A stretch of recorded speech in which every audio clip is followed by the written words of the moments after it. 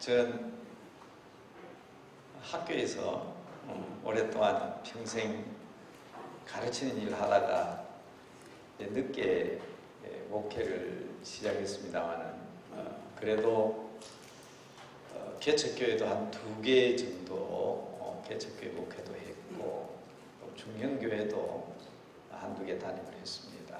그러다가 13년 전에 남대문교회에 부임했습니다. 이 직장 선교는 제가 아주 일찍이 개인적으로는 굉장히 일찍 시작했어요. 제가 1979년에 지방신학교를 졸업했는데 초등학교 교사를 하면서 현대자동차 시구에 8년 동안 지도를 했는데 뒤에 이렇게 또 우리 직장 선교회와 연관이 될 줄은 전혀 몰랐어요. 정말로 제가 부산에서 부산 현대자동차 현대자동차 시구회를 지도할 때에 우리 멤버들은 주로 이제 영업하는 분들이었어요.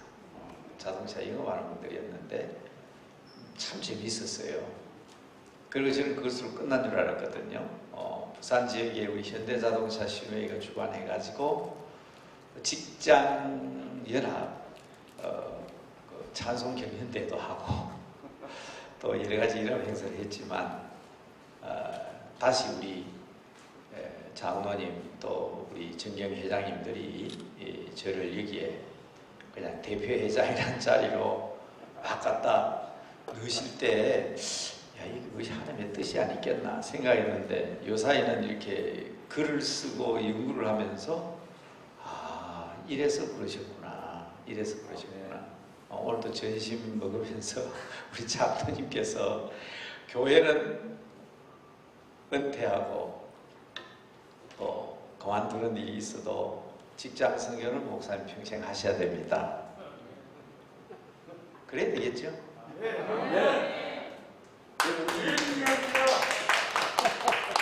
제가 이 원고에 6페이지부터 제 원고가 나오는데 원고에 그것까지 안 실었지만 제가 자주 말씀드린 게 있어요. 예수님께서 최초로 직장 선교를 시작하셨어요. 누구를 부르셨어요? 베드로와 야고보와 요한 다 그들이 직장이었어요. 거물 깁다가 그렇죠? 고기 잡다가 직장에서 부르받은 사람. 세리 마태도 직장에서 부르받았어요. 그 당시만 해도 직장이라는 개념이 오늘 우리가 가진 이런 개념이 아니라서 그렇지 영국의 산업혁명 이후에 직장의 개념이 달라지면서 오늘날은 직장 아닌 게 없어요. 가정주부도 직장이에요 지금. 그러니까 제가 계속 말씀드리는 것은 너희는 땅끝까지 이르러 내 증인이 되리라 그랬는데 오늘날 땅끝이 어디냐? 전 직장이라고 증거했습니다. 의사 선생님들 앞에서 제가 강의할 때는 한국교회는 병원에서 태어났습니다. 제가 그렇게 말씀드렸는데 한국교회는 직장에서 태어났어요. 저희 남대문교회는 제중원 신앙공동체에서 시작해서 지금 137년, 이제 138년 바라보는 교회입니다. 최초의 교회는 세문안교회와 정동 감리교회가 최초의 교회입니다. 근데 저희 교회는 교회가 아니고요. 감리교회, 장로교회 연합되어 있는 아펜셀러와 언더우드가 한 주일씩 번갈아 가면서 설교하던 교회가 이 교회입니다. 그런데 우리 백낙준 박사님이 교회 아니라 그랬어요. 왜냐하면 교회는 훈련이 있어야 되고 권징이 있어야 되는데 예배만 드리고 성례식만 행한다고 해서 교회는 아니다. 교회는 옳고 바른 길로 인도해 줄 수 있는 소위 우리 장로교를 보면 권징, 디사이플이라는 말이 오늘날은 훈련의 말로 사용되는데 교회들 교육이 있어야 되는데 예배만 드렸다고 교회냐? 그래서 우리는 우리 백낙준 박사의 뜻을 받들어서 교회는 아니다. 그러나 우리 교회는 한국교회 모태다. 그 모태가 어디냐? 제주문이었어요. 1885년 6월 21일 1885년 6월 21일 이 한국교회는 다 알아야 돼요. 그 전에 저 황해도 솔레에 교회가 있었습니다만은 매주 주일 예배를 드릴 수가 없었습니다. 목회자가 없어서. 그래서 매주 주일 예배를 처음 시작하게 된 것은 1885년 6월 21일. 기억하셨어요? 네, 그게 대한민국의 처음으로 주일 예배 시작한 날입니다. 그때부터 지금까지 138년의 역사를 이어오고 있는 현장이 여러분 지금 현재 예배 드리고 있는 바로 이 남대문 교회입니다. 그럼 그 예배는 어떤 예배냐? 그 병원에서 일하던 알렌 부부, 헤론 의사 부부, 스크랜턴의 어머니, 직장인들. 제주군이 직장인들이라고. 그래서 저는 한국교회 시작은 직장에서 시작되었다. 자, 예수님이 제자들을 부르실 때도 직장인을 부르셨잖아요. 한국교회도 직장에서 시작됐죠. 마지막 끝날 우리의 모든 성교가 완성되는 그 끝은 어디냐? 직장이다. 그래서 여러분 매우 중요한 자리에 여러분 참여하고 있는 겁니다. 그런데 오늘 제가 강조하는 것은 오늘 여기에 우리 보니까 목사님 사모님도 계시고 또 집사님 장로님도 계시지만 이 직목협에서 이 제1회 컨퍼런스를 시작한 것은 우리도 이 직장 선교를 위하여 부름받은 종으로서 앞으로 우리가 어떻게 헌신해야 될 것인가 하는 것을 이야기하는, 그래서 아마 앞 시간에도 우리 김은성 목사님이 교회에 대해서 쭉 말씀하셨지만 결국은 나아가야 되는, 흩어져야 되는, 선교해야 되는 직장을 말씀하셨잖아요. 저는 이 시간에 우리는 끊임없이 배우고 훈련받으면서 가르쳐야 한다. 우리 목사님들은 직장 선교를 지도하는 사람인데 저것도 직장 선교에 대해서 이야기하려고 하면 이 정도의 훈련과 가르침에 대한 것을 위한 우리의 지도력이 필요하다. 그것을 위해서 끊임없이 지속적으로, 맨 나중에 보면 우리 안내하시는 분들이 안내하시겠지만 설문지가 있어요. 그래서 이 직장 선교를 위해서 우리가 계속 훈련의 필요성을 알고, 또 사실은 말은 훈련이지, 우리가 함께 모이고 공부하고 연구하고 그러는 가운데 우리의 교제도 이루어지지만 아름다운 정보도 교환이 되고, 또 이 땅끝 시대 때 하나님께서 우리에게 주실 그 힘의 그 능력이 모임도 있잖아요. 그래서 그런 근거에 따라서 제1회 컨퍼런스를 시작한 것이니까요. 그래서 지금 직장 선교와 지도자 이런 교재는 그렇게 되어 있지만 화면에는 직장 선교와 지도자 훈련의 필요성 이렇게 되어 있죠. 화면에 그렇게 뜨고 있죠? 네. 여러분 교재하고 좀 제목은 다르게 붙어 있지만 같은 내용을 말씀드리지만, 제가 서두에 이번 시간에 수업 목표가 뭐냐, 강의 목적이 뭐냐를 먼저 말씀드리는 게 옳을 것 같아서 이 말씀을 드립니다. 성경 말씀 아침에 우리 김은성 목사님이 읽었던 본문과 같기 때문에 제가 들어가는 말 바로 들어가겠습니다. 선교를 이야기한다면 원론적인 것부터 먼저 얘기해야 된다. 이게 무슨 말인가 하면, 등산하는 사람들이 하산을 하다가 길을 잃으면 거기에서 길 찾으면요, 가장 큰일 납니다. 밤중이 되면 길 잃어버립니다. 그래서 등산 전문가들이 얘기합니다. 하산 중에 길을 잃으면 산 꼭대기로 다시 올라가라. 그리고 거기서부터 다시 등산로를 확인하고 내려오라고 합니다. 내려가는데 왜 올라가냐? 확인하기 위해서. 그렇지 않으면 큰일 납니다. 제가 이 얘기를 하는 것은 지금 매우 혼란한 시대입니다. 아침에 우리 김은성 목사님 쭉 설교하는 건데 앞부분에 엄청나게 많은 양을 한국교회의 심각한 문제점들에 대해서 얘기했지 않습니까? 1만 8천 교회가 사라져버렸다. 1만 8천 교회가 없어졌다. 지난 3년 동안에 이 대단한 겁니다. 이런 교회 하나 세우는 게 얼마나 있는데 18,000개 교회가 한국에서 사라져버렸다는 것은, 문을 닫았다는 것은 심각한 문제입니다. 이럴 때 우리가 원론적인 것도 한번 찾아보자. 본자리에서 한번 돌아가 보자. 그래서 거기에서 말씀하고 있는 내용이 성령님이 선교의 영이시기 때문에 우리 주님께서 마지막 성천하실 때 강조하신 성령님이 우리에게 결국 분부한 그 뜻이 무엇인가 하는 것이 사도행전 1장 8절 아닙니까? 여러분, 이 유언은 참 중요합니다.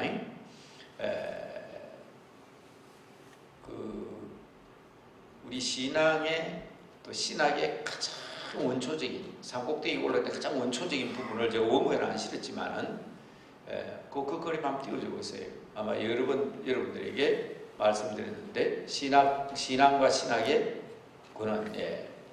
이건 아마 제 강의를 듣는 사람은 아마 귀에 딱지가 앉을 정도로 듣는 게 이겁니다. 지난밤에 꿈을 꿨는데 굉장히 신나는 꿈을 꿨어요. 근데 성경이 안 맞아. 그건 개꿈입니다. 우리 신앙과 신학의 가장 기본적인 것부터 모든 일은 성경이 기준이 돼야 됩니다. 그래서 신앙과 신학의 절대적인 근거는 비브리칼 해야 된다. 그게 지금 빨간 글씨로 되어 있는 것 같은데요. 성경적인 신앙을 가져야 된다. 그래서 지금 성경 얘기부터 하는 거예요. 성경 떠난 설교는 설교 아니잖아요. 저는 오랫동안 장로의 신학, 광나라에 있는 장로의 신학교에서 20년을 강의를 했는데, 학생들이 레포트나 혹은 석사, 박사학위 논문을 지도할 때 성경적 배경이 없으면 저는 아예 신학적인 것을 인정을 하지 않습니다. 성경적 배경인데 그게 무슨 신학이에요? 성경 없는 신학은 없습니다. 신앙도 마찬가지입니다. 그러니까 첫 번째로 저는 성경을 바로 알고 성경적인 훈련을 받아야 됩니다. 두 번째로는 성경에 다 나오는 거 아니거든요. 주기도문은 성경에 나옵니다. 그죠? 마태복음 6장 9절에서 13절. 사도신경이 성경에 어디 나옵니까? 없잖아요. 여러분, 성경 앞뒤에 주기도문, 사도신경 뒤에 십계명, 다 십계명도 나오잖아요. 신명기 5장에 출애굽기 20장에 나오잖아요. 근데 그 사도신경이 왜 거기 붙어 있습니까? 성경에도 안 나오는데. 두 번째는 역사적 근거가 참 중요합니다. 우리 신앙과 신학의 두 번째는 히스토리칼해야 돼요. 역사가 분명해야 됩니다. 역사적 배경이. 우리의 신앙 고백은 2000년 기독교 역사를 통한 믿음의 고백입니다. 성부, 성자, 성령, 삼일체 하나님에 대한 고백이 사도신경이잖아요. 이게 우리 삶 속에서도 마찬가지입니다.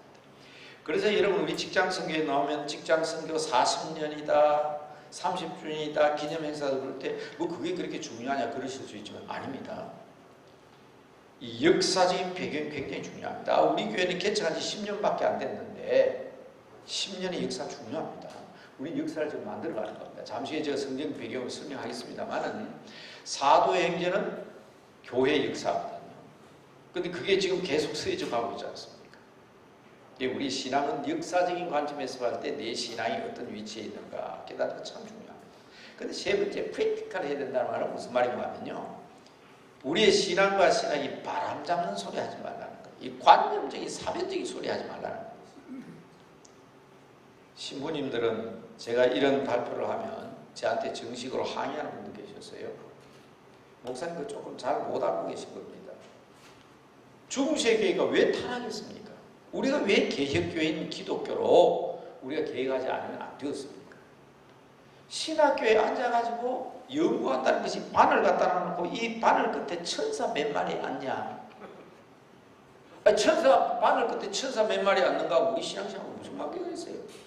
맨날 그냥 그런 소리만 하다 보니까 교회는 타락합니다. 오늘 우리가 첫 집장을 하면요, 신학을 얘기하고 신앙을 얘기할 때 사변적이고 이론이 없을 수는 없지만은 그런 데 빠져 있으면, 관념적인 일이 빠져 있으면 안 됩니다. 프랙티컬. 하나님의 말씀은 살았고 운동력이 있습니다. 좌우의 날선은 어떤 것보다 예리합니다. 그 말씀의 능력을 믿으시기 바랍니다. 그래서 제가 지금 이 시간 말씀드린 것은 이 세 가지를 기준으로 해서 첫 번째, 그러면 성경은 예수님께서 마지막 유언을 뭐라고 말씀하셨는가? 이게 이제 우리는 그레이트 커미션으로 영어로는 그렇게 얘기합니다만은 우리말로 번역하면 다음 이거 내가 넘기면 넘어가나요? 다음 거 넘기세요. 네. 사복음서에 나타난 예수님의 지상명이요.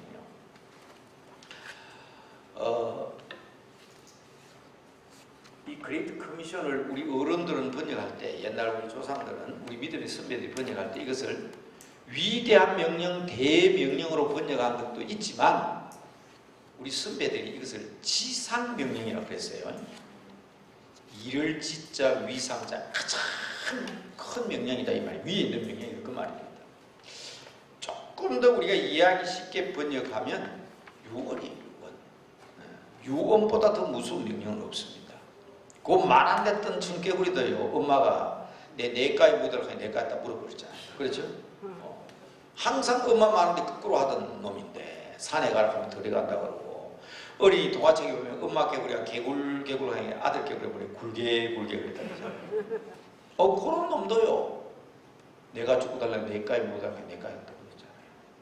여러분, 이거 심각한 문제입니다. 여러분, 마지막 오늘 내 인생에 내가 마지막 이런 아들 딸에게 뭐라고 유언하고 싶습니까? 생각해 놓으세요. 한번 생각해 놓으세요.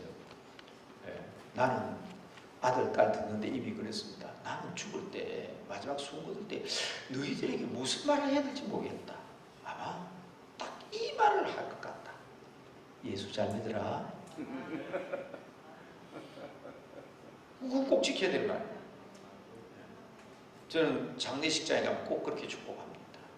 유족들, 우리 믿음의 식구들, 먼 훗날 주님 앞에서, 돌아가신 고인 앞에서 만나지 못하는 사람 한 명도 없기를 주님의 이름으로 축복합니다. 제 장례식에서 마지막 축복합니다.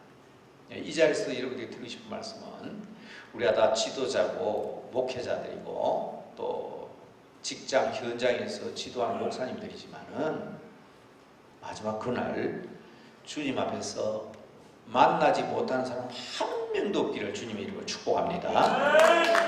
무엇은 엄청 중요한 거예요. 그게 예수님께서 뭐라고 예언하셨냐? 마태복음 28장 19절에서 20절, 마가복음 16장 15절, 누가복음 24장 48절, 요한복음 20장 21절, 22절. 이게 이제 복음서에 나타난 예수님의 유언인데 각각 다른 것처럼 보이죠? 다 같은 말입니다. 같은 말입니다. 근데 이제 복음서의 성격이 달라서 그런 거예요. 자, 시간이 제게 주어지는 시간이 약 1시간 이상 되기 때문에 느긋한 마음으로 들읍시다. 성경을 읽을 때 말이죠, 성경의 주제를 알고 읽는 거하고 모르고 읽는 거는 엄청난 차이가 있습니다. 마태, 마가, 누가 복음이 똑같이 예수님의 생애처럼 보이지만은 강조하는 초점이 다릅니다. 마태복음에 나타난 예수님은 왕이십니다. 왕으로 오신 예수님이에요. 그래서 맨 먼저 뭐가 나오죠? 왕의 족보가 나오죠? 누구는 누구를 낳고 누구는 누구를 낳고 왕의 족보가 나오죠. 그렇죠? 그리고 동방의 박사들이 뭐라고 얘기합니까? 유대인으로 왕으로 나신다 이렇게 묻잖아요. 마태복음은 철저하게 예수님을 왕으로 묘사되어 있습니다.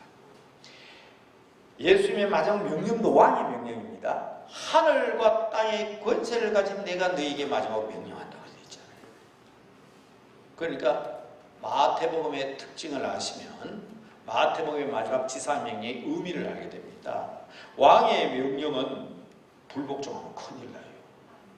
모든 족속에게 가서 아버지와 아들과 성령의 이름으로 세례를 주고 내가 가르친 모든 것을, 부모에게 가르친 모든 것을 너희가 가르치고 지키게 하라. 그래서 어떻게 만들어? 예수님의 제자로 삼아라.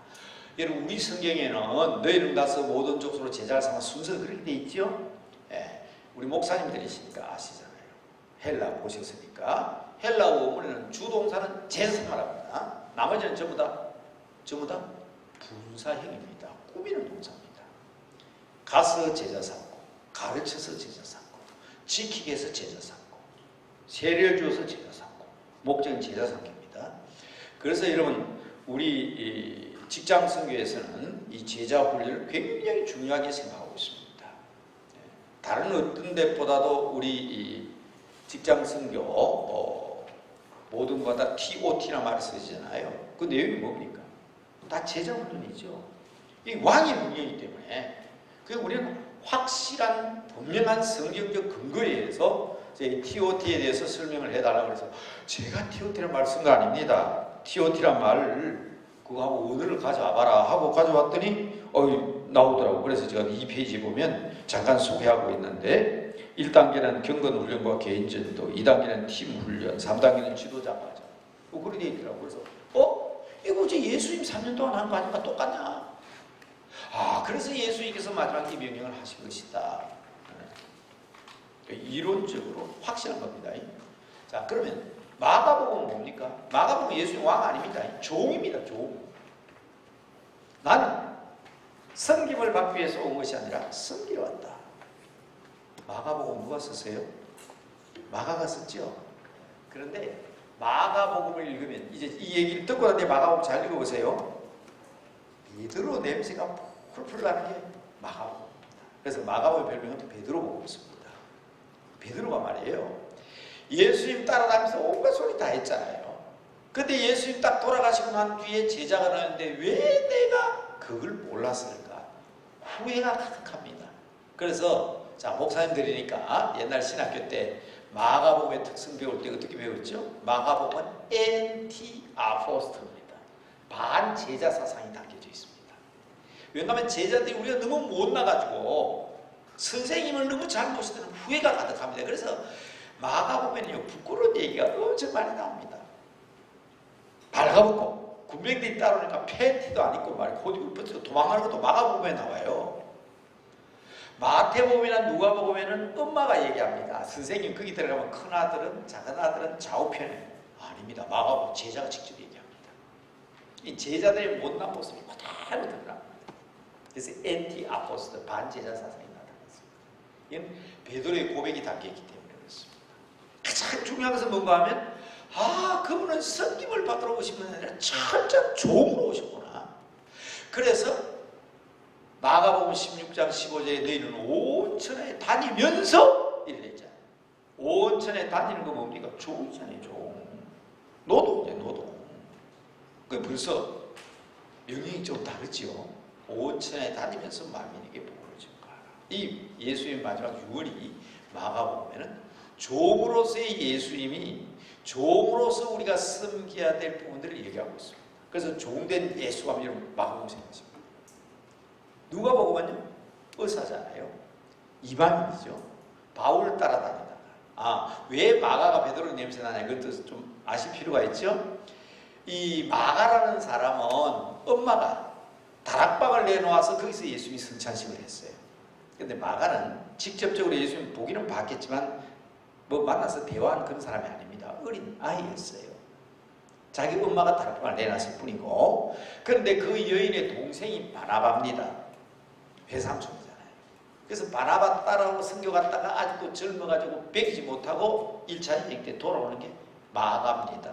2차 여행 때 바울이 저 마가 저는 못 쓰겠다, 못 데려가겠다 그랬죠. 그런 마가가 자기 집에 드나들던 제자 가운데서 제일 나이가 많고 덥수룩한 아저씨를 따라다니는데 그게 베드로입니다.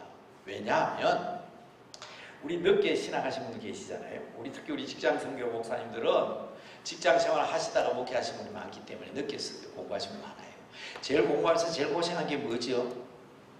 저도요. 초등학교 선생 12년, 고등학교 선생 2년, 14년 동안 사회생활 하다가 본격적인 신학 공부를 했습니다. 제가 1976년 4월 달에 경남여자상업고등학교 국어선생으로 사회생활을 시작했습니다. 76년에 여고생이면 지금 한갑 지났습니다. 아무도 안 놀라네. 제가 50대로 보일 텐데 한갑 지난 사람이 여고생 때 가르치는 선생이었다 그러니까. 제일 제가 고생한 게 영어 아닙니까? 영어. 막 원문을 가지고 그냥 번역해오라 때 아주 죽겠더라고. 나이를 삼아 공부하시는 우리 목사님들 가운데 되게 그런 경험 하셨지요. 베드로가 그 당시 세계 통용인 헬라어를 못합니다. 아람어밖에 할 줄 몰라요. 그런데 어디서 순교했어요? 로마에서 순교했잖아요. 그럼 베드로가 다니면서 설교를 어떻게 했을까요? 바로 마가가 따라다니면서 통역한 겁니다. 그래서 마가가 베드로가 설교하는 설교를 통역하면서 따라다니다가 감동을 받아.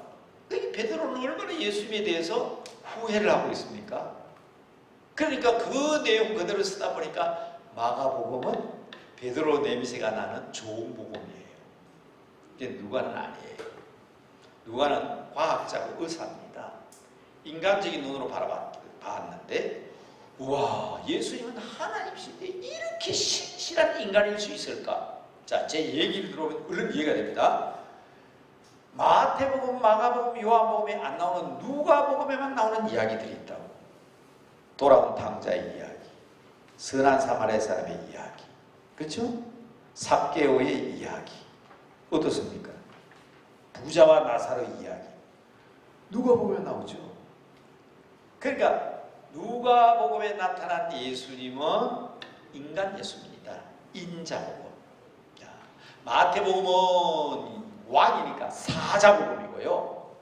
마가복음은 종이니까 송아지복음. 누가복음은 인자복음. 자, 우리 목사님들 앞에서 너무 기초적인 거 얘기해서 죄송하지만 그러나 이 부분들을 우리 교인들에게 잘 한마디라도 가르치면요, 복음서 읽는 마음이 달라집니다. 그런데 마태, 마가, 누가는 우리 공간복음이라고 그러죠? 저 예수님이 계시네? 오, 와, 예수님 저분은 왕이시네? 아니야, 저분은 종이야. 저분은 사람이야. 이 객관적입니다. 멀리 있는 예수님, 저분이 됩니다. 그런데 요한복음은 아니죠. 에고 에임입니다. 헬라어로 무슨 말입니까? 영어로 I am. 나는 길이다. 나는 생명이다. 나는 목자다. 나는 태초부터 있었던 하나님의 말씀이다. 그렇죠? 나는 양의 목자다. 나는 양의 문이다. 전부 다 나는 주관적 표현을 쓰고 있습니다. 그래서 요한복음의 별명은 독수리복음이죠. 제가 말씀드린 인자, 독수리, 소, 사자는 에스겔서와 요한계시록에 나오는 하나님의 천사, 하나님이 내려오실 때 이 보좌가 돌면서 나타난 내 얼굴이죠. 그래서 거기에 비유해서 말씀드렸습니다. 알기 쉽게. 그러다 보니까 요한복음에는 위로부터 임하는 독수리니까 그레이트 커미션이 어떻게 나타나요? 아버지께서 나를 보내신 것처럼 나도 너희를 보낸다. 그죠? 신이 있습니다. 성경을 받으라. 이 요한복음이죠. 그런데 누가복음에는 사람복음이 그랬죠?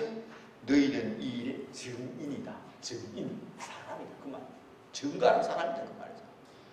그렇게 이해하시면 오늘 제가 예수님의 마지막 유언인 그레이트 커미션의 4가지 성격이 각각 다른 표현을 쓰고 있지만은 똑같은 내용입니다. 다 성경 명령입니다. 근데 다음 뒷페이지로 넘어가시죠. 근데 이와 같은 예수님의 명령을 통해서 성령이 임하시게 되면 놀라운 역사가 나타나는데 그리고 승천하셨다고요? 그런데 그것을 다시 반복한 것이 사도행전 아닙니까? 사도행전 누가 썼습니까? 누가 썼어요? 누가 썼지? 누가가 썼죠. 자, 사도행전 1장 8절도 똑같은 누가가 쓸 때 똑같은 증인, 사도행전 1장 8절에 증인이 되리라. 그렇게 되어 있는 겁니다. 자, 그 내용을 확실히 아시고 그때 반복해서 예수님께서 이 제자들에게 하신 말씀이 사도행전 1장 4절에서 5절 말씀이잖아요. 예루살렘을 떠나지 말고 내게 들은 바 아버지께서 약속하신 것을 기다리라. 요한은 물로 세례를 베푸시는데 이는 몇 날이 못되어 성령으로 세례를 받으라. 여러분 지금 강의 시작입니다만 시작부터 결론까지 강조하는 건 딱 하나입니다. 저는 우리 성도들에게 부자되는 비결을 누가복음 6장 38절을 곧잘 얘기합니다. 부자되는 비결은 뭡니까? 주는 거 아닙니까? 누가복음 6장 38절 주라!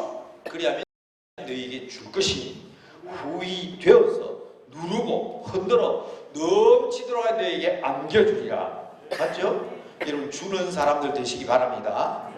저는 우리 교회들이 엄청 강조합니다. 남의 가정 위하여 기도하면 하나님께서 내 가정 책임져 주시고, 남의 자녀 위해서 기도하면 하나님께서 내 자녀 책임져 주신다. 우리가 직장에 있는 직장인들을 위하여 기도하고 그들을 축복하면 우리 목사님들, 지도자들이 복받게 된다는 것 믿으시기 바랍니다. 그런데 처음부터까지 제가 강조하는 부분이 있어요. 뭘 줘? 뭘 줘? 받은 게 없는데 뭘 주냐고. 받은 게 없는데 뭘 주냐고. 그래서 저는 여러분들의 어떤 특별한 또 사랑으로 제가 대표장을 맡았지만은 제가 처음부터 끝까지 강조하고 싶은 것은 우리가 직장인들을 위해서, 그들을 위해서 수고하고 헌신하고 주는 사람들이요 베푸는 사람들이지만 받은 것 없이 준다 소리 하지 말라 이 말이에요.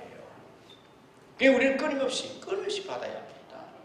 마지막 순간 하나님 나라 가는 그 순간까지도 아침에 영락교회 목사님 설교하고 가셨습니다만 제가 장신대에 근무할 때 영락교회 주일날 가봤거든. 그때 기관 목사니까 교회가 없잖아요. 저희 영락교회가 깜짝 놀랐어요. 70, 80, 90대 어른들이 앉아서 성경 공부를 하고 있습니다. 세상 사람도 이해가 안 되잖아요. 아니 80, 90대 어른이 성경 배워가지고 어디서 먹으려고? 그거 아니잖아요. 우리는 마지막 순간까지 우리는 하나님의 말씀으로서 배우고 익혀야 됩니다. 뭐라고 오늘 예수님께서? 기다려라. 예루살렘을 떠나지 말고 기다려서 내가 너에게 약속하신 것 줄 때까지 기다려라. 그걸 받고 난 뒤에 나가라는 거죠. 그래서 우리 직장 선교를 하는 여기 우리 직장 한직선에 우리 장로님도 또 우리 임원들도 와 계시지만 우리는 이런 사회적으로 훌륭한 장로님들, 집사님들, 권사님들을 운영한 직장에서 우리는 교역자로서 목사로서 가르쳐야 될 사람. 근데 하나님의 끊임없이 공급 없이, 그래서 저는 아주 그런 생각을 참 많습니다. 제가 신대원에서 강의할 때 한 학생인 거예요. 목사님 우리 교회 집사님들은요 교육전도사 알기를 완전히 흑살이 껍데기로 합니다. 이래요. 그래서 내가 그거 무슨 소리냐? 교수님은 흑살이 껍데기 뭔지 모르시죠? 야, 내가 왜 몰라? 초등학교 선생을 12년 했는데 세상에서 그 그림책 48페이지 제일 잘 아는 사람이 초등학교 선생들이요.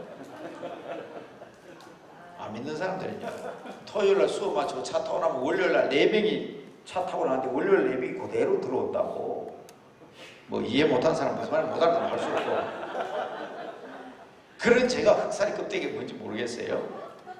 내가 하는 말은 우리 스스로 우리를 비하하지 말자. 철저하게 우리가 하나님의 종이 되면요 어느 누구도 우리를 무시하지 못합니다. 아니 판사들이 혹은 고을원님들이, 관찰사들이 영의정 좌의정 집에 있는 종을 무시할 수 있습니까? 큰일 납니다. 유의정 좌의정 종을 종이라고 해서 판사대 감독 무시하면 큰일 난다고. 우리 누굽니까? 주님의 종들이에요. 신실한 주님의 종을 누가 감히 야쁘겠습니까? 그 학생 말대로 다른 사람들이 나를 흑살이 껍데기로 얘기하는 이유는 내가 완벽한 주의 종이 아니구나 하는 것을 알아야 돼요. 감히 주님의 종을 누가 감히. 여러분 목사님들 분명히 하십시오. 철저한 주님의 종이 되면 이래도 내가 장로인데 이래도 집사인데 저 사람들 날 무시해. 철저한 주님의 종인 집사가 되고 권사가 되고 장로가 되어 보십시오. 존경할 따름이지 무시할 수가 없습니다. 그래서 제가 말씀드린 것은 이것부터 우리가 바로 하자는 거예요. 그러기 위해서 우리에게 가장 첫 번째 조건이 뭐냐 하면 성령 받는 일 아닙니까? 저 김은성 목사님하고 설교에 대해서 약속 안 했습니다. 그리고 제가 본문도 전혀 몰랐습니다. 오늘 아침에 제가 처음 들었어요. 약속도 안 했지만 똑같은 얘기하고 있지 않습니까? 이 사람들이 예루살렘을 떠나지 아니하고 아버지께서 약속하신 것을 기다리고 함께 모여서 간절히 기도했을 때에 불의 혀같이 갈라지는 것이 그들 위해 임했습니다. 그게 교회잖아요. 최초의 교회거든요. 최초의 교회입니다. 사도들은 담대해졌습니다. 이제는 왜? 내 힘으로 나가가지고는 안 되지만 이제는 성령 받고 은혜 받고 철저한 주님의 종의 의식을 가지고 나가니까 그들이 군병들이 그 이름으로 말하지 말라 해도 우리는 하나님의 들은 바 우리가 듣고 본 바를 말하지 않을 수 없다. 참된 제자가 되었던 이유는 바로 그 약속하신 것을 기다렸고 약속하신 것을 받았기 때문입니다. 이 기록이 우리는 사도행전이라고 그러잖아요. 사도행전은 성령행전입니다. 사도들의 기록이죠.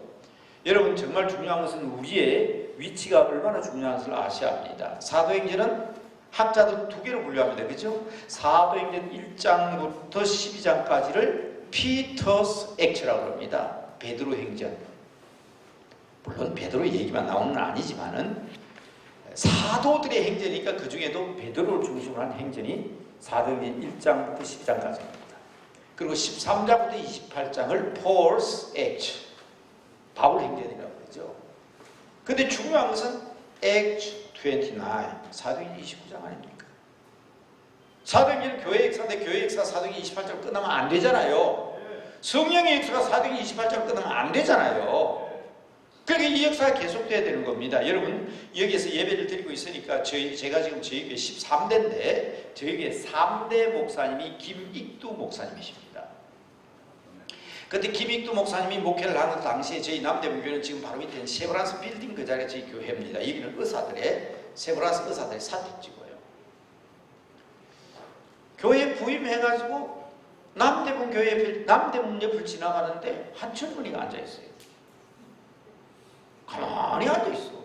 이거 왜 저에 가만히 앉아 있냐 물어봤더니 안전객이래요. 그 순간 성전 미문 앞에 앉아있는 안전뱅이 뷰티풀 게이트 아닙니까? 아름다울 미자 목문자 미문입니다. 그때만 해도 남대문 교회가 얼마나 아름답습니까? 지금도 아름답지만은 그때는 그렇게 아름다운 문이 없죠. 그 앞에 지금 젊은이가 앉아가 있는데 저걸 목사가 그냥 지나가면 되냐? 김익두 목사 다가갔어요. 김익두 목사님은요 본래 목소리도 크고요. 본래는 이분이 선비입니다. 글을 많이 읽고 머리도 총명하고 그런 사람인데 과거 시험 치러는데 따라올 사람이 없었는데 과거에서 떨어졌어요.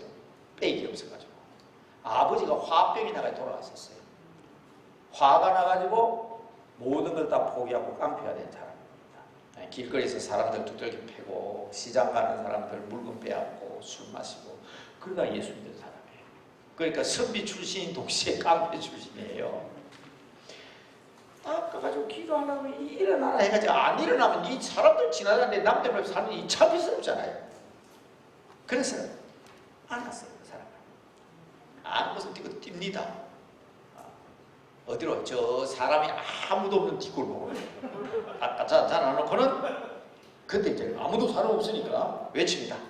예수 이름으로 명하노니 일어나라. 그랬더니 이 사람이 얼마나 놀랬겠어요. 아무것도 놀랐는데 갖다 놓고 일어나라 하니까 놀라고 울뚱울뚱 쳐다보거든요. 김익두 목사님 저기 안 일어난단 말이에요. 얼마나 부끄러운지 제자리 갖다 놓고 그냥 도망가 버렸어요. 그런데 얼마 후에 경기도 아마 수원지구라고 그래요. 집회를 하는데 예배를 마치고 나오는데 한 청년이 앞에 나서 목사님 그동안 안녕하셨습니까? 날 안 오냐고. 아이고 목사님 제가 목사님이시면 안 되죠. 제가 본래 고향이 여기인데 어린날 때부터 안전뱅이로 태어나가지고 먹고 살으라고 동네 사람들이 남들 앞에 갖다 앉혀놨는데 아이 그날 목사님이 그 구석에 가더라고 예수 이름으로 일어나라 그래가지고 제가 일어나고 고향에 농사지으러 고향을 돌아왔잖아요. 진짜인지 가짜인지 모르지만요 김익두 목사님이 거기서 기절했대요. 그리고 난 뒤에 김익두 목사가 남긴 유명한 말이 있습니다. 베드로와 요한도 미문 앞에서 안전뱅이를 일으켰고, 자 그런 용어는 안 썼지만 우리가 말하는 피터스 액처 아닙니까? 그죠? 바울 행전, 베드로의 행전이죠. 바울은 루스드라에서 안전뱅이 일으켰죠. 루스드라에서 발목을 쓰면서 이렇게 딱 돼 있죠.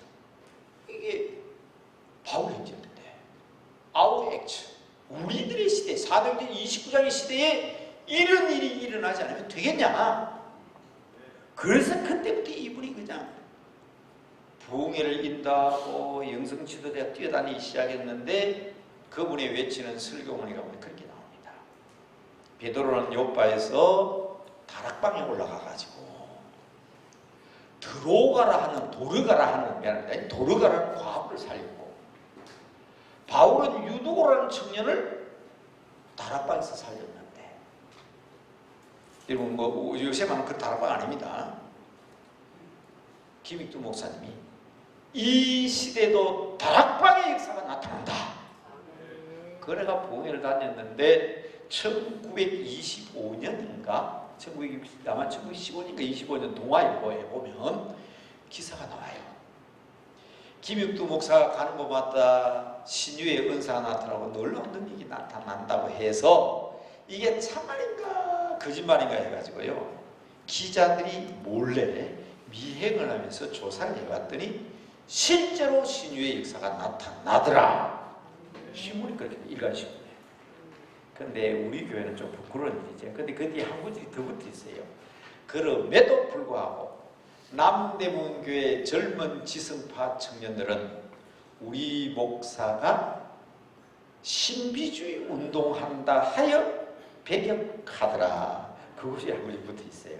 그래서 제가 가끔은 우리 교회가 아름다운 역사도 있지만 부끄러운 역사도 있지. 정말 우리 교회는 뭐 아름다운 역사가 많잖아요. 3.1 운동을 주도했고, 그렇죠? 78명 모여서 남대문교회 모여서 33인 결정했고, 김구 선생이 여기서 새벽기도를 다녔고 있지만 부끄러운 역사도 있어요. 박태순이가 어디서 자랐는데 이 남대문교회 회계집사 아니에요. 그 사람 때문에 지금 대한민국에 얼마나 많은 이단들이 득실거리는데 우리 교회 장난 아니에요. 우리 교회에서 장난 안 됐어요. 우리 교회 집사로 있다가 6.25 때 딴 교회 가서 다른 교회에서 장로됐어요. 그러니까 영역의 역사가 다 있습니다. 교회는 모든 교회가 다 거룩하면 얼마나 좋겠습니까? 이단들은 말하기를 기존 교회는 문제가 많아서 그런데요. 저는 이렇게 얘기합니다. 문제가 없는 교회는 심각하게 문제가 있는 교회예요. 성경에 교회마다 문제 없는 교회 있습니까? 대사로니가 좋은 소문난 교회도 문제가 있는데요. 교회는 그런 문제가 있음에도 불구하고 그 문제를 붙들고 기도함으로 한번 따라합시다. 거룩해져가는 교회. 교회가 거룩한 것은 거룩해져가기 때문입니다. 여러분 물어봅시다. 여러분 거룩합니까? 정말 깨끗합니까? 아니잖아요. 우리 주님께서 의롭다고 봐주신 거예요. 예수님의 피로 덮어주신 거예요. 그러나 우리는 완벽하게 거룩하지 않지만 한번 따라합시다. 거룩해져가는 성도. 우리 나날이 지금 거룩해져가고 있는 겁니다. 이걸 신학기로 sanctification, 성화되가 나왔습니다. 이 주기를 그래서 여러분 문제가 없는 교회는 심각한 문제가 있는 교회입니다. 거룩해져가야 되는데 문제가 없는데 거룩해질 게 없잖아요. 그러니까 여러분 제가 그런 배경으로 말씀을 드렸습니다만은 제가 이 말씀을 드린 것은 뭐하면 김익두 목사님이 말씀하신 것처럼 우리 한국교회 역사가들도 평가하기를 김익두 목사는 긍정적으로는 한국교회 영성운동을 일으킨 사람이다. 부정적으로는 한국교회 신비주의 운동을 일으킨 사람이다.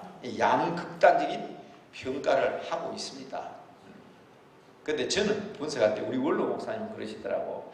선대 목사님 때 들을 때 왜 김익두 목사가 왜 그때 교회에서 끝까지 목회하지 않고 나가셨나 물어보니까 너무너무 부흥할 때만 신이 나가지고 지난주에 설교한 제목도 모르고 왼쪽 또 하고 그랬다 그러시는데 제가 가만히 보니까 신문에 동아일보 의전에서 보니까 우리 교회는요 그때는 전부 의사 선생님들이에요. 세브란스 교회잖아요. 의사 선생님들은 날마다 병들면 치료한다고 분리하고 배만 주고 청진했는데 목사님은 달아다니면서 막 이러니까 영성이 안 맞지요. 네, 그건 제 해석입니다.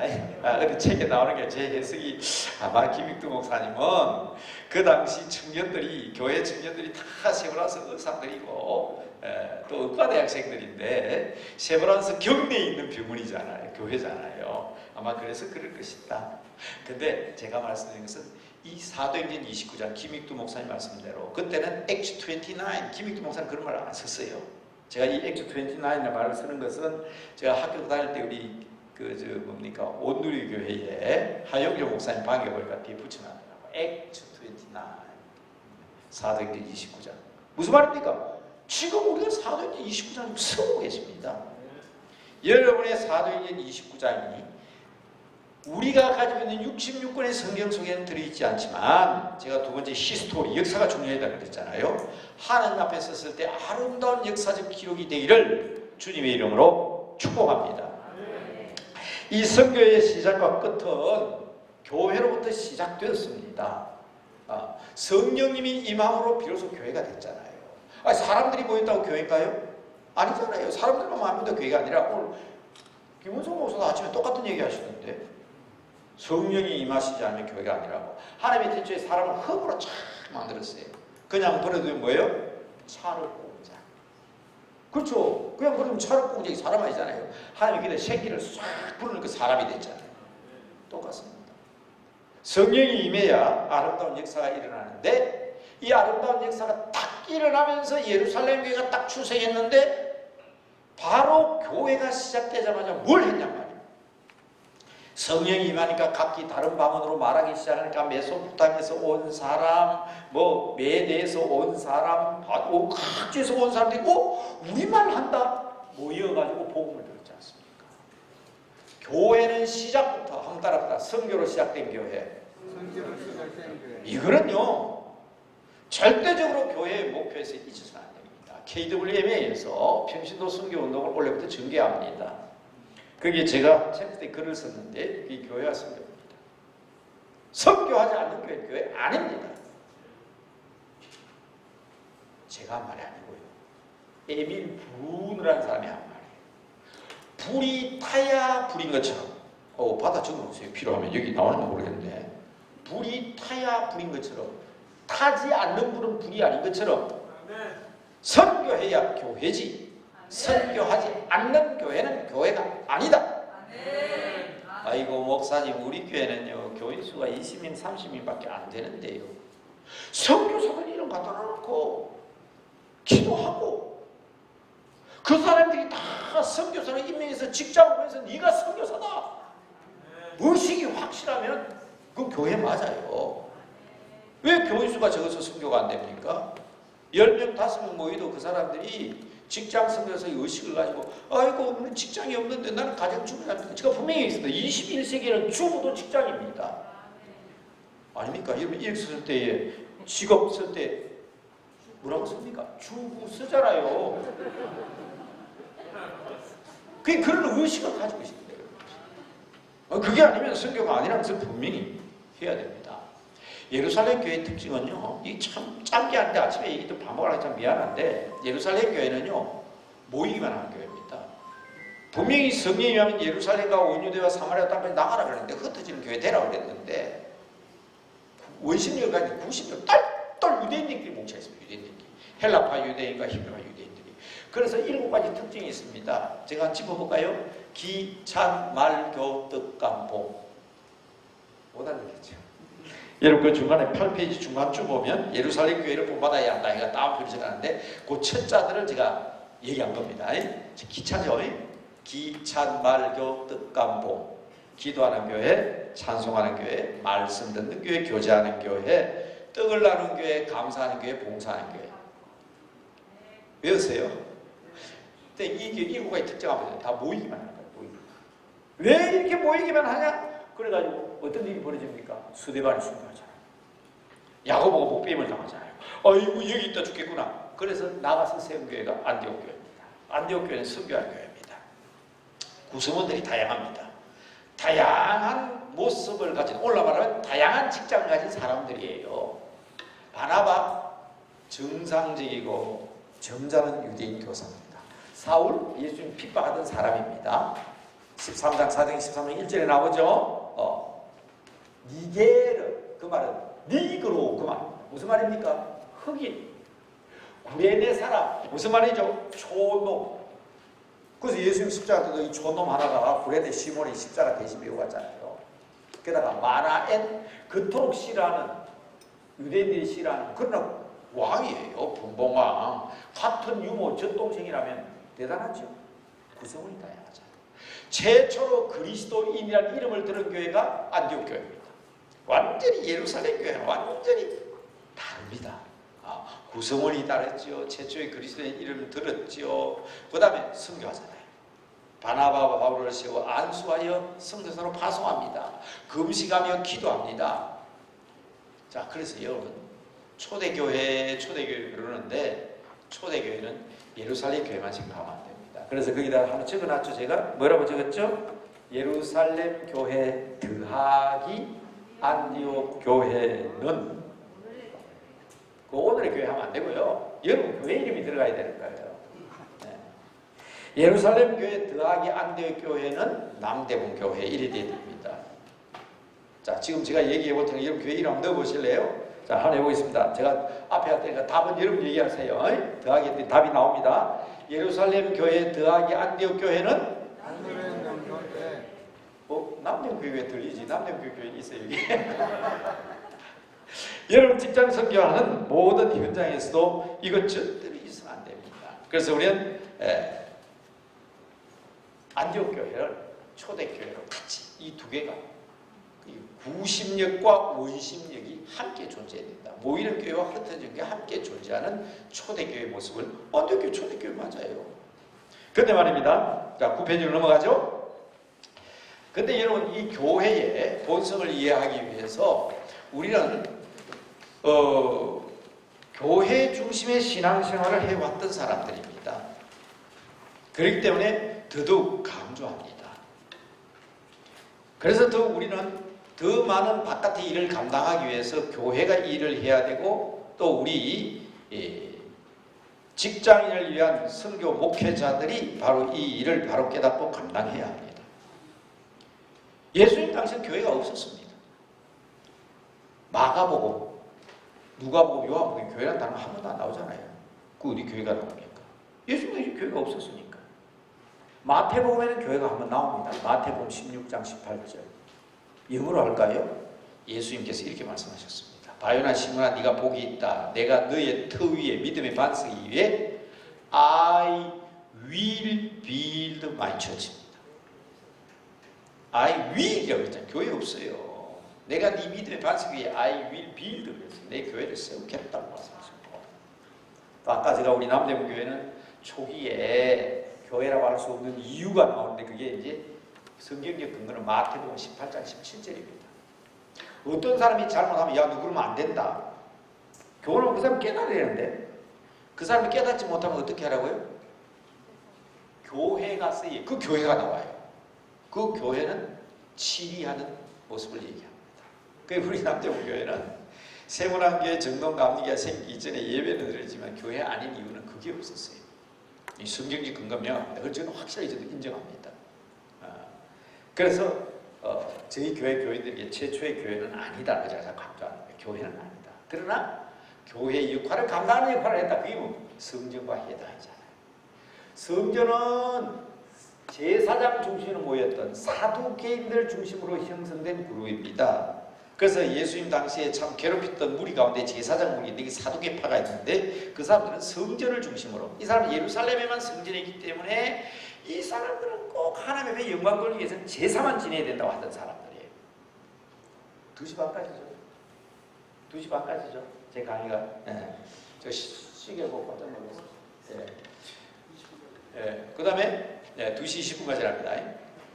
그 다음에 회당은요, 포로 시절에 성전이 불타고 그게 이방 땅에 가서 그들이 모여가지고 성전을 그리면서 율법을 공부하던 율법학자 랍비 바리새인 중심으로, 바리새파 중심으로 형성된 것이 바로 이 회당입니다.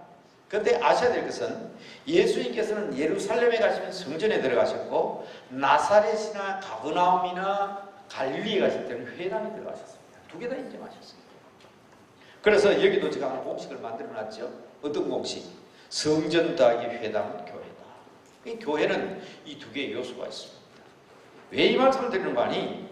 우리가 가르치는 일에만 전력할 것이 아니라 우리가 하나님 앞에 예배드리는 일도 중요하지만은 또한 우리가 배우는 일도 중요하기 때문에 그렇습니다. 그래서 교회다운 교회가 되기 위해서 한국교회는 특별히 이 트라이앵글 선교 전략이라고 하는데, 트라이앵글 선교 전략이라고 하는데 하나님의 말씀을 가르치고 치유를 하고 그리고 섬기는 프리칭, 티칭, 힐링을 강조했는데요.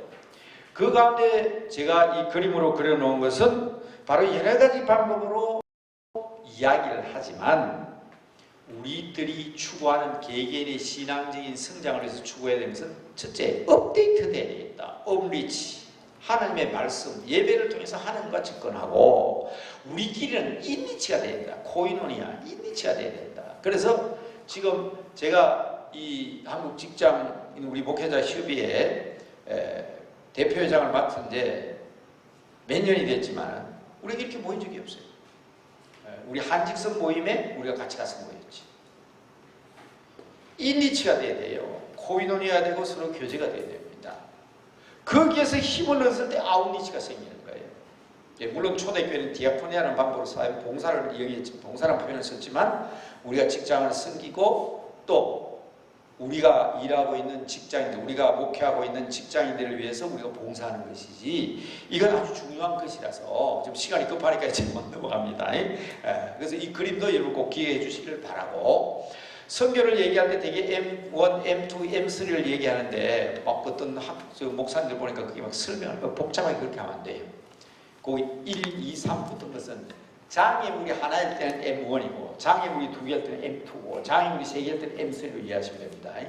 모르겠습니다. 저는 20년 동안 선교신학을 가르치면서 그렇게 가르쳤더니 학생들이 이해가 빨라요. 예수 믿는 사람과 안 믿는 사람 장벽이 있어요. 그러니까 그건 M은 같은 동쪽에서 M일 수밖에 없어요.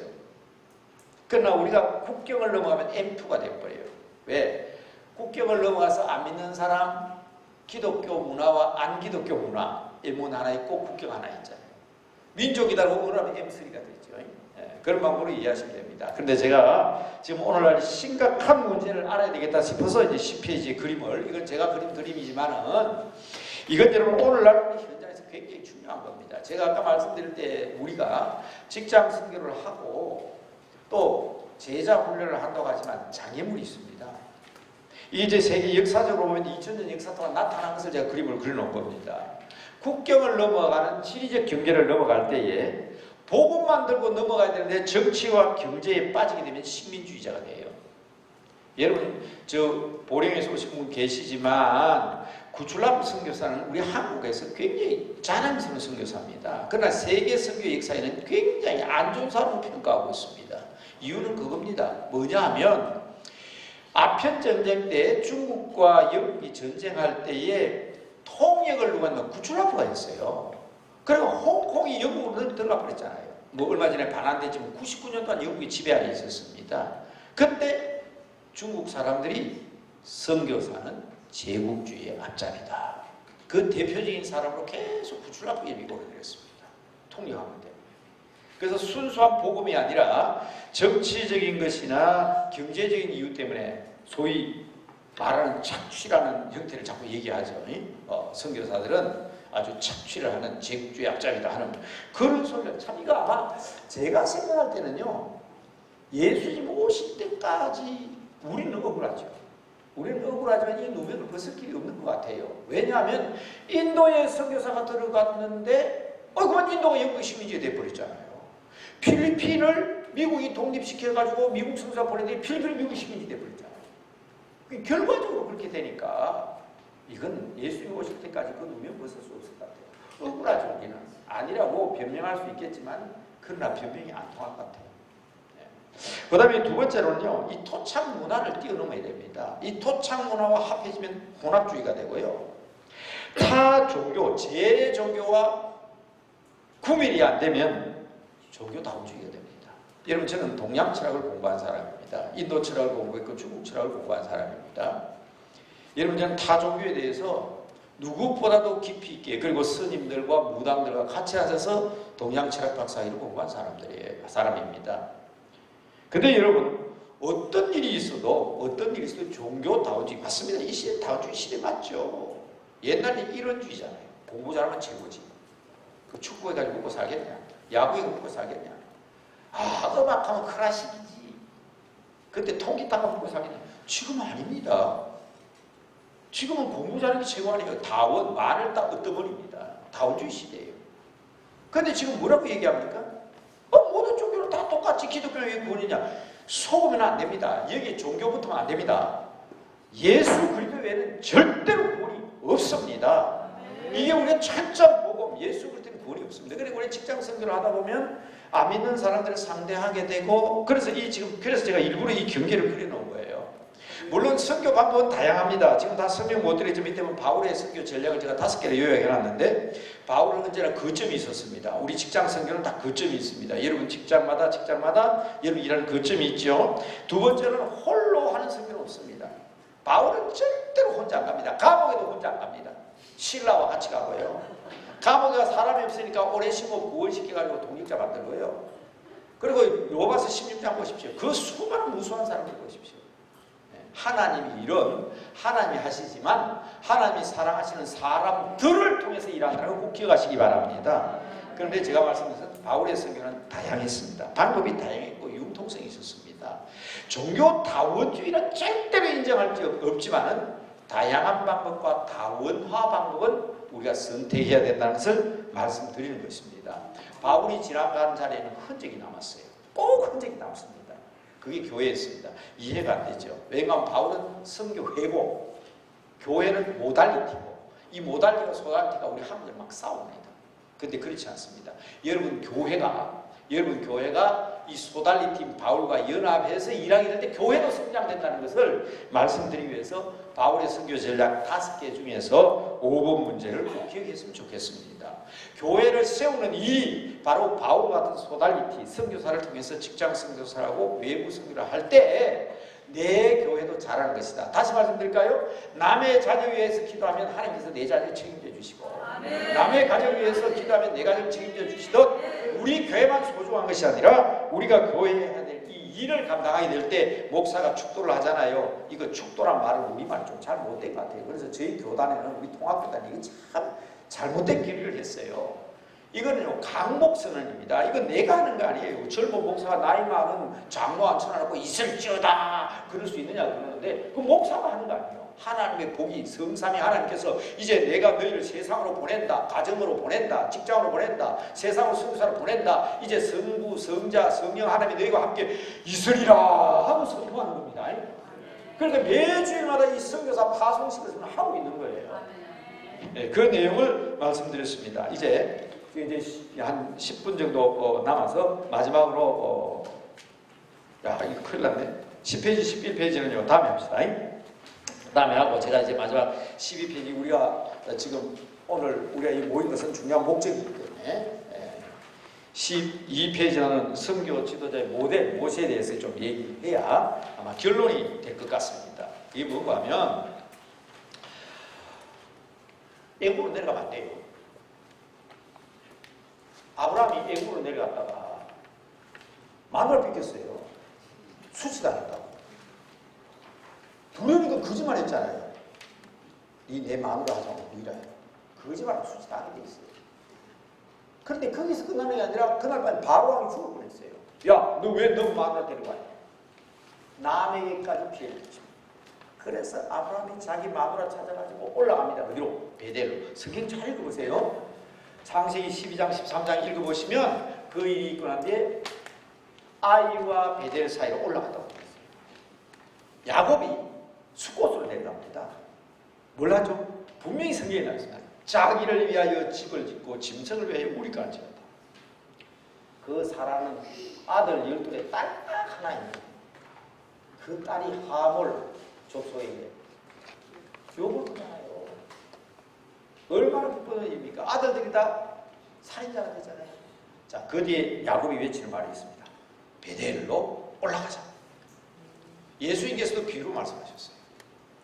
왜 거룩한 예루살렘을 뒤로 하고 여리고로 내려가냐 말이에요. 비유지만은 여리고로 내려가다 강도 만난 거예요. 내려가면 안 됩니다. 그런데 오늘 이 본문 출애굽기 4장 20절에 좀 내려가고 있어요. 누가? 모세가. 여러분, 우리는 교회에서 살아야 되고 우리 믿는 성도들끼리 살면 얼마나 좋겠습니까마는, 그리고 세상으로 내려가지 않아야 합니다마는 반드시 내려가야 하는 것이 선교적 사명이에요. 모세가 애굽으로 왜 내려갑니까? 첫째는 사명이 있기 때문에 내려갑니다. 여러분, 노부란 사람이 국회의원이 노부랍니까? 장관들이 노부랍니까? 예수 믿는 사람이 가장 노블한 사람들이죠. 우리는 하나님의 자녀들 아닙니까? 노블리스 오블리지라고 하는 말은 우리 사명 가진 사람이 내려가야 합니다. 그런데 그냥 내려가면 안 돼요. 가족과 함께 가야 합니다. 애굽으로 내려가는데 말입니다. 밤중에 죽음의 사자가 찾아왔어요. 모세가 죽어버렸습니다. 그런데 시보라가 돌칼을 취해가지고 자기 아들들에게 할례를 하고 당신은 내 피난편입니다 해가 나가는 거예요. 여러분, 우리가 직장 성교를 얘기하는데 당신은 집에 있고 나는 그게 아니라 같이 기도하면서 혹시 가족들 가셨습니까? 이 일은요, 가족들이 함께 가야 되는 길입니다. 함께 가야 되는 거는 큰일 납니다. 그래서 모세도 시보라와 그 자녀를 데리고 애굽으로 돌아가는데 모세가 그 아내와 아들들을 나귀에 태우고 갔다 그랬죠. 그러나 세 번째 강조하는 게 이겁니다. 이걸 위해서 우리가 다시 한번 힘을 모으자고 저는 여러분에게 마지막으로 호소합니다. 그 손에 하나님의 지팡이를 잡았더라. 그 지팡이가 어떤 지팡이죠? 뱀이 됐던 지팡이예요. 던지니까 뱀이 됐어요. 잡아라. 꼬리 잡았으면 다시 지팡이 됐어요. 그 지팡이입니다. 그 손에, 그지? 그래 돼 있죠? 그 손에, 지팡이를 손에 잡았더라. 저기 사장님 그래 돼 있어요. 그 손 집어 넣어라. 뽑아봐라. 하얗게. 다시 넣어라. 다시 뽑아봐라. 옛날 생에 여상해졌더라. 여전해졌더라. 돌아봤다. 능력의 손입니다. 능력의 지팡이입니다. 그걸 들고 왔기 때문에 애굽 하수를 치니까 피도 되고 티끌을 치니까 이도 되고 홍해바다를 치니까 홍해바다 갈라졌고 반석을 치니까 물이 쏟아져 나온 거예요. 그래서 마지막 이 시간에 우리 직장 선교를 하는 우리 목회자들에게 대표회장에서 간곡하게 부탁드릴 것은 우리가 각 직장에서 나가 선교하는 것도 중요하고 교회 가서 목회하는 것도 중요하고 다른 사람을 위해서 헌신하는 것도 중요하지만은 가족이 그리고 우리끼리 함께 동력하는 동력자가 되자. 가족이 함께 가야 된다.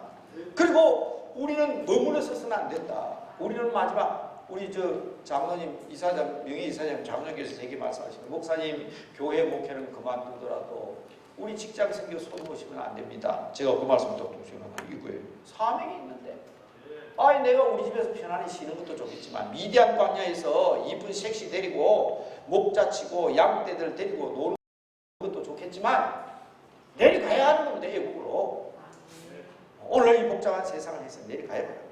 그냥 가면 안 됩니다. 우리 함께 모여서 함께 우리의 손을 다듬고 우리의 손을 모으고 주님 주시는 지팡이를 통해서 하나님의 능력을 받아서 내려가자는 겁니다. 하나님 나라는 말에 있지 아니하고 능력이 있습니다. 우리가 이 능력을 가지고 나가야 합니다. 이 긍지를 가지고 나가자. 제가 한자말 하나 써놨는데요. 인필자모하면 이후임모지라. 흔히 인필자모하면 연후임모야라 그렇게 말하기도 합니다. 우리 스스로 우리 자신의 긍지를 갖자는 겁니다. 말 그대로 해석하면 사람은 반드시 자기 스스로를 업신여기를 못잡니다. 내 자신을 내가 업신여기면 연후에 다른 사람도 그 사람을 업신여깁니다. 우리 스스로 자긍심을 갖자는 얘기입니다. 여러분 당신 직분이 뭔데 잡사 안 됩니다. 그럼 큰일 나요. 아까 제가 말씀드렸죠. 제가 신대원에서 강의할 때 학생이 저 흑살이 껍데기입니다 하는 학생이 있죠. 제 이름 몰라요. 그 다음 시간부터 돌아오면 저 흑살이 껍데기가 왜 늦게 오지? 여러분 제가 장로의 신학대학에서 20년 강의 지난 2018년까지 20년 동안 강의했어요. 지금 강의한 지 한참 지났죠? 아마 그때 학생이나 지금 목사 됐을 거예요. 혹시 목사에 저기 들어오면 내가 자가요 우리 직장 선교에 들었는데 흑살이 껍데기가? 그 누가 그렇게 만들었어요? 본인이 그렇게 만든 거예요. 본인이. 그게 절대로 우리 스스로 우리를 비하하지 말자는 거예요. 내가 우리 시어머니 욕하는데 다른 사람이 아니야. 너희 시어머니 훌륭한 사람 그런 사람이 있어요? 내가 우리 장로님 막 흠당하는 사람이 아니야. 너희 교회 장로님 훌륭하다 그런 사람이 있어요? 얼마 전에 여기 우리 한 20명 시골 목회자가 모여가지고 4시간 더 기도했는데 놀랐습니다. 대단한 믿음의 사람들이라고. 4시간 동안 모여가 기도를 하더라고. 그런데 그분들이 기도는 잘했는데 모여가지고 뭘 하냐. 장모님, 집사님 욕하고 어린 좀 얘기하길래 그런 소리 하면 미움받습니다. 저처럼 그런 소리 하지 마세요. 그런데 제가 안 할 수가 없더라고. 야, 예수님만큼 억울한 죽음을 당한 사람이 있냐? 바울처럼 그렇게 억울하고 분하고 힘든 일을 한 사람이 있냐? 그런 것도 모르고 목사 됐냐? 내가 그랬어요. 미움 받겠죠? 그래서 미움 받아요. 여러분 여기 우리 교인들 몇 명 앉아 계신 것 같은데 아까 남대문 교회 하니까 저도 교회에서 억울한 소리 듣고 분한 소리 듣습니다. 절대로 우리 부목사님들이 대받아치지 마라. 절대로 저주하지 마라. 목사는 축복하는 사람이지 저주하는 사람. 만약에 그 사람이 저주받지 못할 사람인데 어떡하려고 그런 소리 하냐. 오히려 하나님 저 사람은 내 눈에 보기에는 저주받을 것 같은데 그 저주가 있다면 제가 받게 해주시고 그분은 복 받게 해주시고 그게 목회자지. 그 일을 위해서 우리가 하나님의 부름을 받은 사람이고 예수님 따라가는 사람이지 어떻게 해서 그 사람이 내 애보이고 목회하는데 방해가 된다고 해서 저주를 하냐. 큰일 났네. 여기서도 또 미움받을지 모르겠네. 그러나 저는 지금도 그 얘기 계속합니다. 이 집사람, 저희 집사람 앉아있잖아요. 그것도 각오하지 않고 목회자가 됐다면 다시 한번 생각해봐야 돼요. 그래서 우리 직장인 승진하는 우리 목회자들은 세상 사람들이 누가 뭐라 하더라도 우리 자신을 업신여기지 말고 우리 자신의 금지를 가지고 하나님께서 주신 귀한 직분인 줄 알고 이 아름다운 일을 감당하기 위해서 더욱더 이런 자리, 이 아름다운 자리를 많이 만들어서 우리가 정말 금지를 가지고 이 일을 감당할 수 있는 능력 있는 하나님의 사람들이 다 되시기를 주님의 이름으로 축복합니다. 아멘. 축복합니다. 아멘. 축복합니다. 아멘. 실컷 축복했으니까 우리 목사님 사임에서 덜 기도할 것 같아서 그냥 내려가겠습니다. 감사합니다. 고맙습니다.